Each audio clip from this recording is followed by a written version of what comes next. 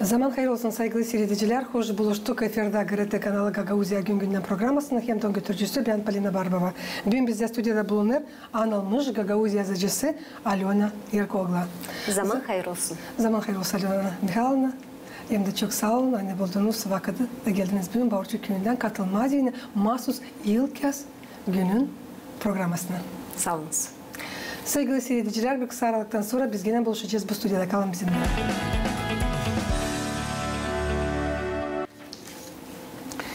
Nice biliriz, bugün Baba Mart ayının 3'ünde dünyanın çoğu devletlerinde bakılır yazıcıların günü. Bu sırada Moldova'da, Gagauzya'da da. Lazım çizgilemeye tutarlar bu günü değil sadece yazıcılar ama redaktörler, kritikler, kültürologlar, jurnalistler, yöneticiler, studentler, filologlar başaranlar hep öyle kim o sever okuma. Alena Mihailovna, siz tabi adınız kendi yaşamanızı süreci peyitlerin yazmalarını ne sizi getirdi yaratıcılık uğruna söylesiniz? Yaratıcılık uğruna ne getirdi mi? Sanırım hani literatürayı sevmek bir. İkinci sanırım tabi bir dünyanın güzelliği hangisini istersin açıklamaya, o güzelliği hangisini istersin bırakmak kağıtlarda. Hangisini istersin gösterme başka insanlara da. Söylesiniz ne zaman bu iş çekildi? Yaratıcılık uğruna. Elbette ilk sizin piyetiniz hangi yılda çıktı dünya hem de kime vadalıydı? İlk piyetler tabiata böyle uşaklık vakitinde çıktılar.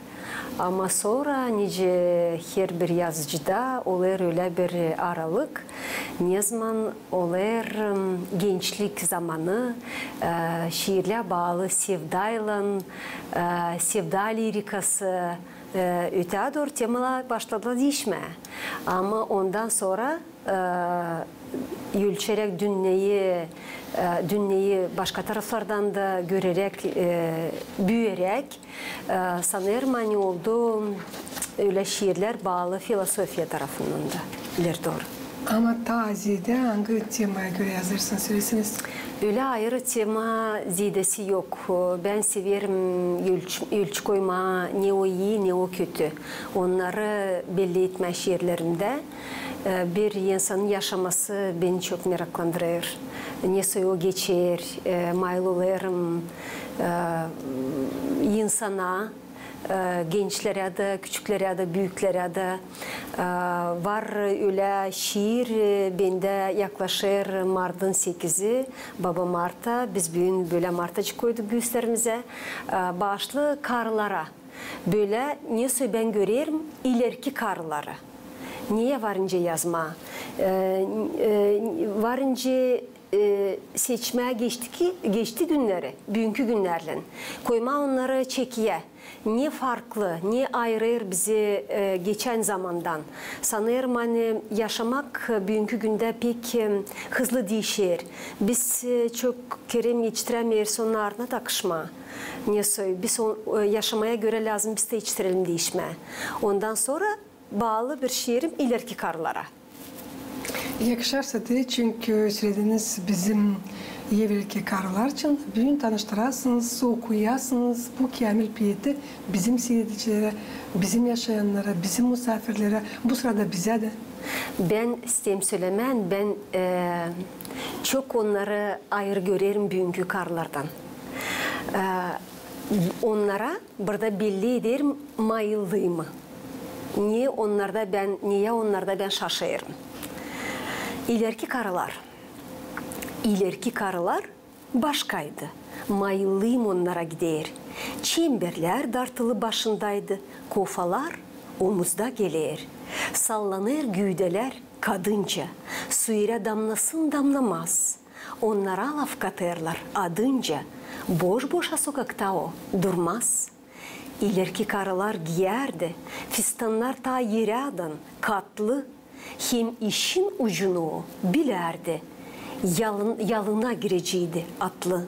Göğsünde bir uşak asılıydı. Öbürü yetekte tutulu.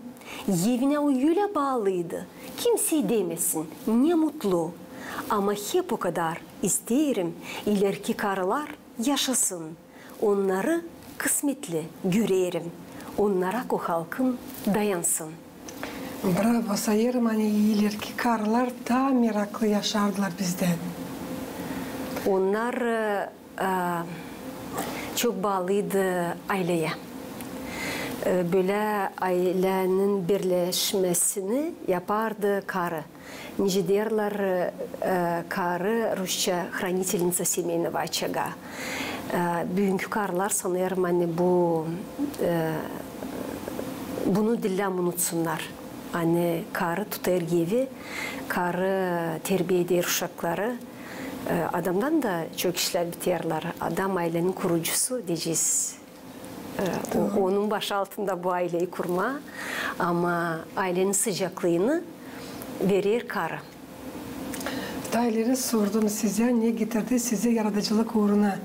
Çünkü sizin rahmetli ananız hep yazardı. Hem de çok onun işleri kaldılar, anıları tiparlanmadılar. İsterim sorma seti bugünkü günler. Ne uğurda bulunur bu soruş? Ben tipara koydum onun şiirlerini, ne bıraktı o? Hepsini. Ne onun elinden o her bir şiirini hazırlamıştı tiparlama diyini. Rusça söyleyeceğim çistavik, anladınız mı? Onlarla ben bir tane işledim. Ne istemedi bırakma, onu bırakmadı. Teneyi gördüm, onları tipara çıkardım. Zidesini bilmiyorum. Çok mu vardı Alona Mikhail'na mamanızın söyleyeceği piyetleri? Kaç parça tiparladınız? Şimdi sayıya koymayacağım ama kağıdında 350 yaprak var, çok. Bravo. 350 yapraklık şiirler var. O da bağladıydı kendi yaşamasını yaratıcılık uğruna. Ona kimden gelme bu süreci, bu zanaat, kimden kalma? Bu kimden kalma ama sanırım hani gene lazım insanın görme, yaşamasını, insanın birlikte olma, görme, vakıdın değişmesini, onu belli etme şiirlerinde. Niçin diyeni o yaşardı, soyuz dağıldıydı, kolhozlar başladılar dağılma, böyle çok yanlış işler oldu. Açan insanın kazancı, banklarda paralar yandılar, bir günde değişti yaşamak, diyeceğiz, bir gecede değişti yaşamak, bütün soyuz birliğinin insanlarına. Seçerkana hani burada bu soy varınca da olmasın, varınca olsun başka türlü. Para kaybedildi, kuponlar geldiler, insana çok zor oldu, yetişmezdi. Bunları o belli etti şiirlerinde. Zeri insan laf eder birbirinin, zorluk yaşamasını pay eder. Ama bunu açan sen koyasın kağıda, yazgıda bırakırsın. O andırır insanın yaşamasını. Sanıyorum hani başka yazıcılar da bugün yazıcıların günü dünyada nişanlanırlar. Kim de yazmasa diyeceğiz dünyanın en büyük yazıcıları kağıtlarında bıraktılar. O yaşamayı neonla geçirdiler. O olsun şiirlerde, o olsun romanlarda, o olsun bir publisistika, bir başka tarafta. Sanırım hani bu doğru bir iş. Var fantastika taraflarda, öyle janradan önce fantastika.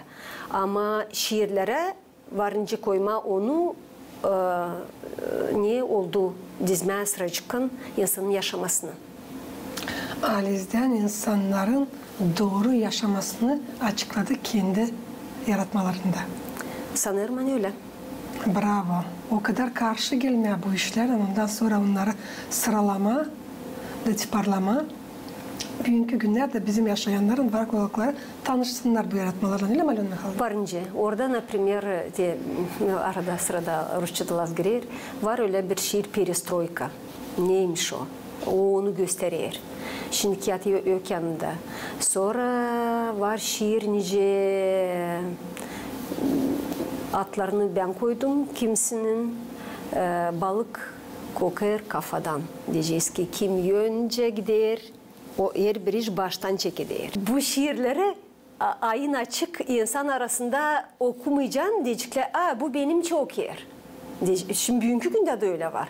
Diyecek sen bunu kimin yazdın? Benim yazdım küsiyerle. Bana vardır soruyorlar bir şiir yazdım koydum internete. Sen dediler bunu kimin yazdın? Kendi üstüne alıyorlar. Orası da doğru.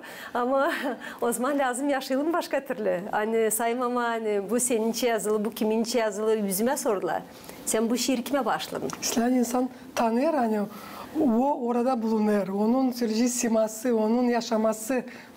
Ama diyeceğiz şiirlerin içinde Gaguşçeva bir laf pildılın yazılı. Çoğu. Önce deme inasказательно. Anlarsa kişi anlasın. Şiirler o işinde bekim yazılır. Başka işler de hani aynı açık sen kişiyi belli etmeyeceksin belki orada. Diyeceğiz basniler yazılırlar. Orada içinde hayvanlar, kuşlar ama hepsi insan gibi kendini götürüyorlar. Bunda sana hemen yok bir şey kötü Alena Mihailovna çünkü tanırsın kendini piyetlerde.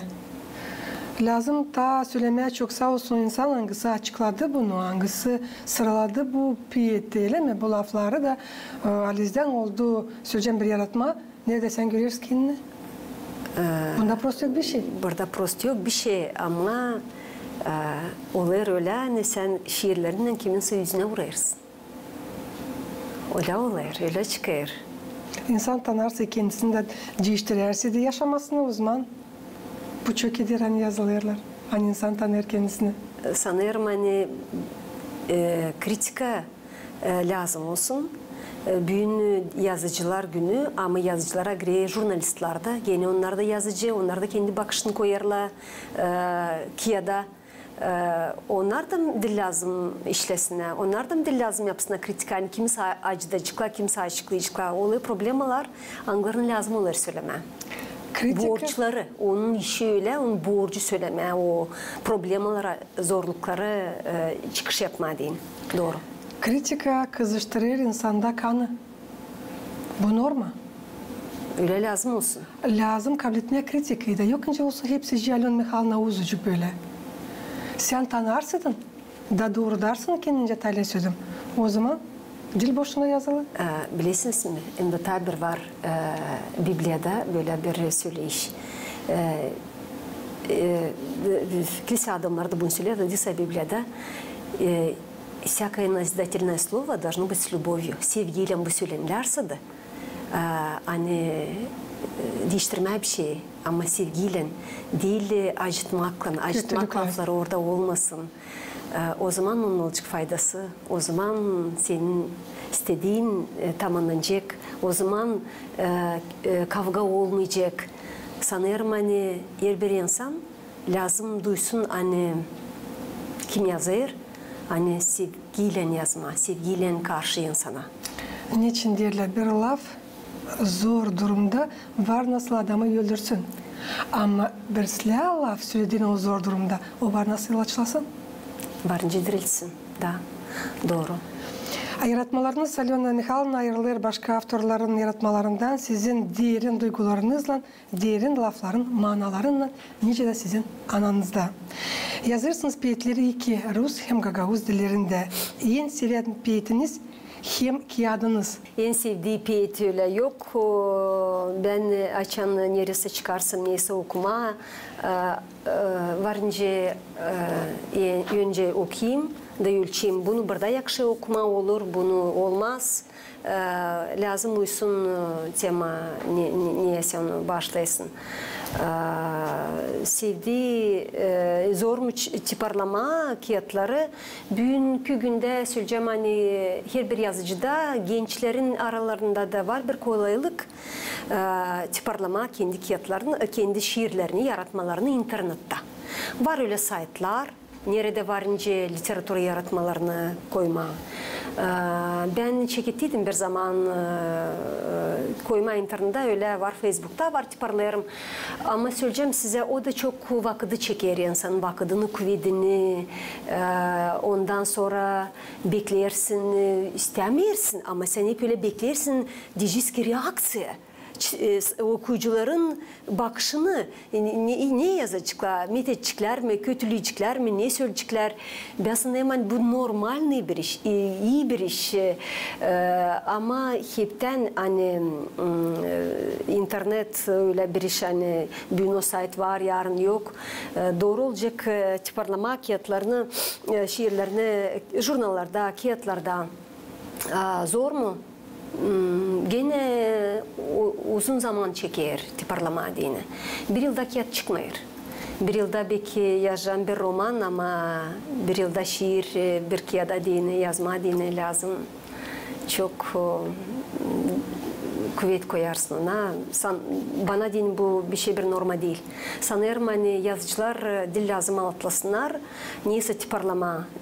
Niçin mi? Bunu öyle seçtim, hani şiir toplumu da her biri yazı, o nece bir uşak gele dünyaya lazım gelsin kendi vaktinde. Değil lazım onu sıkıştırma, atlama, besterim olsun, bir de, iki de, üç de, neden? Sen duyarsın, sen niyetine koyduysan, varsa kuvvetin yazma, varsa duyguların, olarsa temalar, her bir fikir gelir kendi vakitinde, yaşamaya göre. Ben ne gün yaşarım, onu varınca yazayım. Ben yaşamadıysam ki bu duyguyu, ne ben varınca yazayım. O zaman niye atlama çıkarma kağıtları? Açan onun içinde belli edeceğim, değilse nice yaşamak dolağında değişiyor ama benim yaşamım değişilmesini de belli ederim orada kağıtın içinde. Hepsi olur kendi vakitinde, onuştan dille hiçbir yere halatlama. Barışık Tayleri kendi sözünüz anne sizin rahmetli ananız bıraktı kendi ardından 350 yaratma. Bugünkü günler sizde ne kadar yaratma var? Söyleseniz. Benim var kendi 3 kağıdım. Onlar ta incerek. Mamın kağıtlarına bakınca böyle tabirsi yok burada. Ben onları bakınız elcem kağıtları aldığının yerine ben onları yapıyorum böyle bir kalıpta. Hepsini olsunca seriye. Ne yazmasa tabir kağıdım çıkarsa sanırım onu da bu ölçüde yapacağım. O kadar olabilir ama benim şiirlerin aralarında var Rusça'da, Gagavuşça'da, İsla dilleri bilme, açan diller bilirsin. Tabii söyleyeceğim, hani diğerin duygular açıklanırlar sizin piyetlerinizde. Sevdim, severim, seveceğim. Bu kağıdı siz bana başladınız çok yıllar geri. İnanarsınız ben onu tutarım işte. Da sık sık açayım da okuyayım piyetleri. O kadar bana meraklı onlar. Alizden girirsin o yaşamaya hangisinden geçmişsiniz siz Alin Mihailovna. Bu çok iyidir. Fayda varsa sağ olun. Bütünle Dünye'nin yazıcıların günü adalı kiyese bağlansın bütünle Dünye'nin yazıcıların yaratmaları. Bugün olur bir meraklı platforma nerede yazıcıların uzmanlığın önemli bakılır. Hep öyle yasa bağlanır, problemalar angılarından karşı gelirler. Avtorlar kendi işinde böylece avtorun hakkı, senzura, finansların yetişmemesi hem başka zorluklar. Alin Mihailovna söyleseniz kendi işinizde niye zorluklarla karşı gelirsiniz siz? Zorluklar yazarken böyle tetrada bir şey zorluk yok. Zorluklar varınca çıksın, aşan tiparlarsın kağıda. Problema var varınca olsun ondan hani bulma diyeceğiz ki redaktörü. Hangisi doğru diyecek yanlışlıkları. Biz yazırsınca biz biliriz ama var gramatika, var pravilalar. Anglarına göre doğru lazım yazılsın. Laflar. Sanırım hani bulma öyle kişi kim alacak üstüne bu yükü, bu bir zorluk. İkinci zorluk belli bir şen para tarafından enseme çıkarma kağıdı. Bekim sponsorla olayarlar. Benim kağıtlama her kere oldu sponsor Kültüra Bakanlığı, Gagavuz Kültüra Bakanlığı. Verilir para, mahsus tiparlama kağıtları. Onlara sağ ol derim, şükür ederim. Anne olaylar böyle bir yardım. Niçin o kağıtlar değilse bana o kağıtlar giderler okullara, bibliotekalara, insanlar okusunlar istediği şiiri. Sanırım anne bu doğru bir iş. Böyle Belli ki ailen de lazım yanında olsun. Lazım oluyor yapma prezentasyyalar. Yalnız olmuyor bu işler. Lazım yanında kişiler olsunlar. Bana gelir ki hepsi yazıcılar Gagavuzya'dan karşı gelirler bu problem olan. Hani yetişme parlamatiğini hem de prezentasiya geçirme. Ama şükür hani var böyle bakanlık bize Gagavuzya'da hangisi karşı gelir size bu Kültür Bakanlığı. Da doğru. Bu bir iş çekitirle kaç yıl var şansları 15 yıl var önce bu programı var önce yardımcı olurlar yazıcılara. Siz 30 yıl götürdüğünüz teknoloji terbiye etmesi predmetini kendi doğma Bağırçı Köyün okulunda. Bugünkü günler çalışırsınız kültüra evin yöneticisi. Geçirirsiniz mi bu kültüra evinde yaratıcılık akşamlarını? Diyeceğiz, mahsus hangisi bağlı bugünkü günden, yazıcıların gününden? Şimdi size söyleyeceğim. Biz kültüra evinde bizim bulunuyor bibliotekalarda. Bir evde bulunuyoruz. Biz onları geçiriyoruz barabar. Bile böyle bağlı ne söylese nişanlı günlerle var bağlı yazıcıların doğma günlerine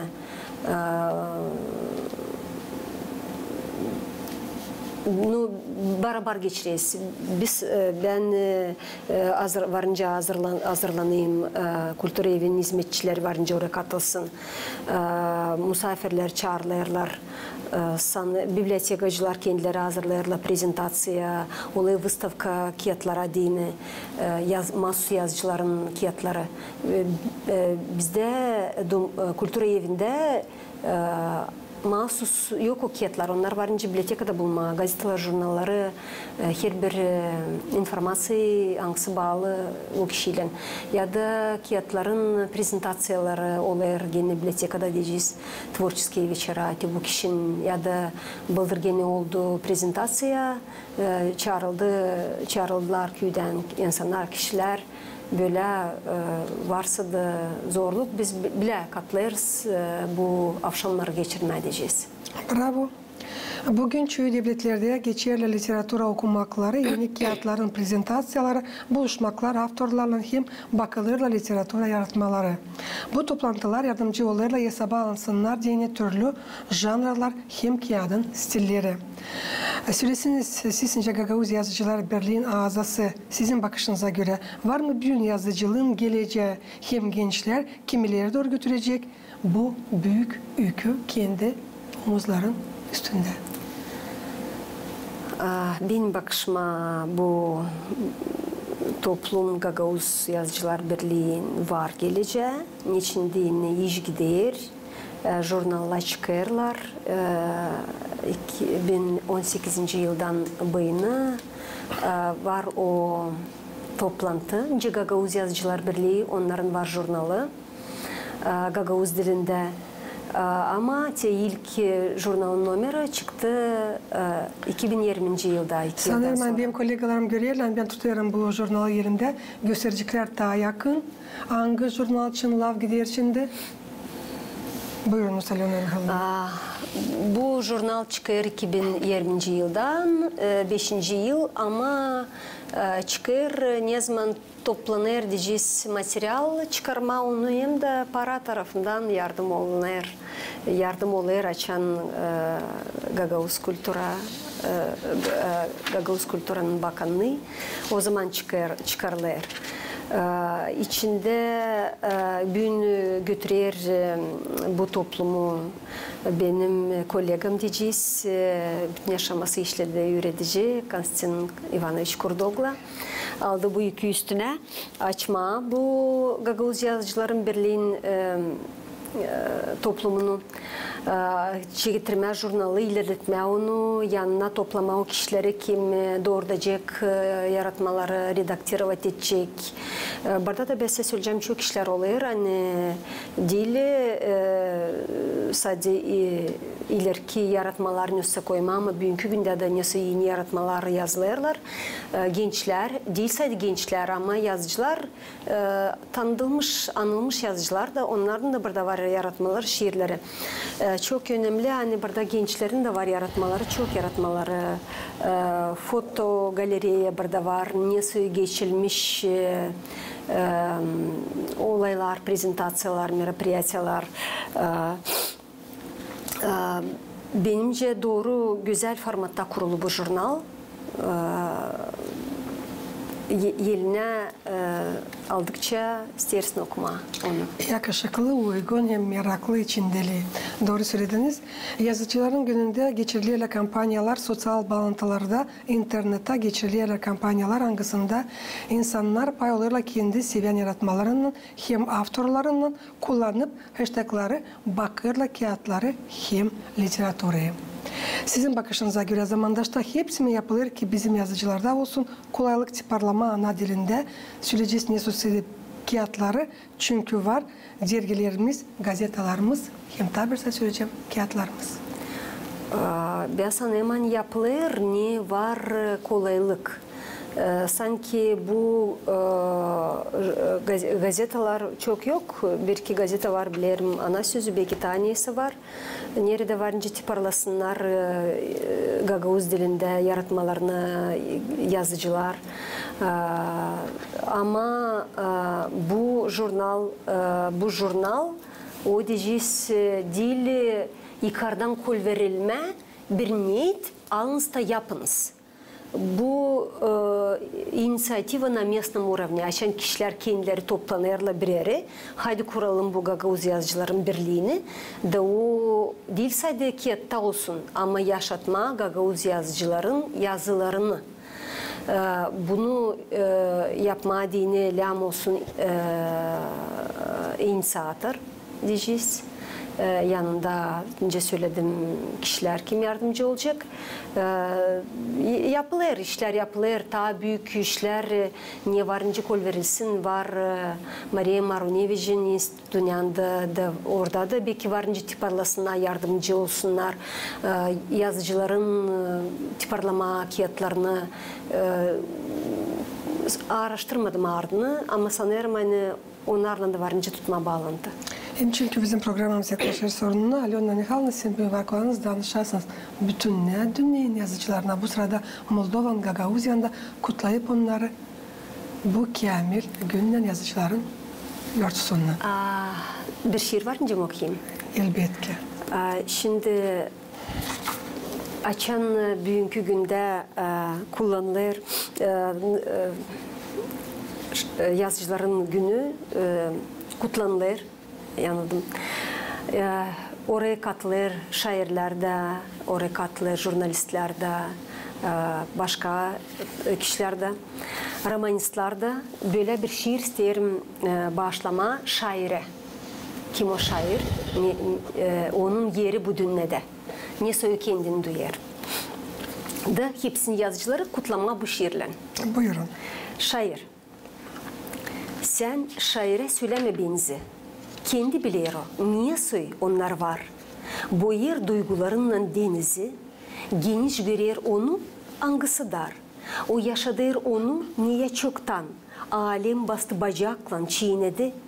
O dilini sever geniş, boldan.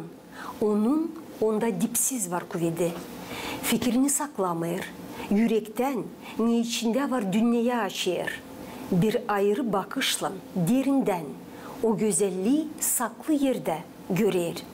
O yaşadır onu kime umut artık biri vermez. Kimte yüler. Açan kara kömür olur bulut. Onu da içinden bütün sever. Bir kıpırtı ona var yaşamak. O kendine aramır yer yerde. Hem kendine beklemir o saymak. Hem kendini o görmer tepede.